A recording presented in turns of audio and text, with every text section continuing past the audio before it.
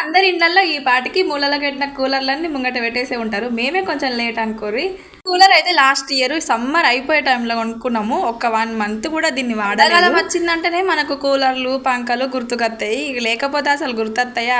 తీసి ఏంటన్నా సజ్జల మీద అటుకుల మీద వారేయడమే. మళ్ళీ అవసరం ఉంటేనే ఏ వస్తువు అయినా.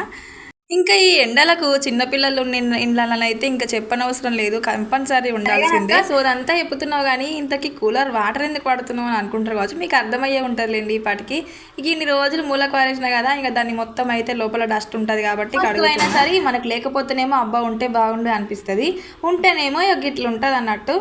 ఇక దీని పరిస్థితి ఎట్లుందో ఏమో, దీన్ని వాడితేనే తెలుస్తుంది దీని భాగవతము.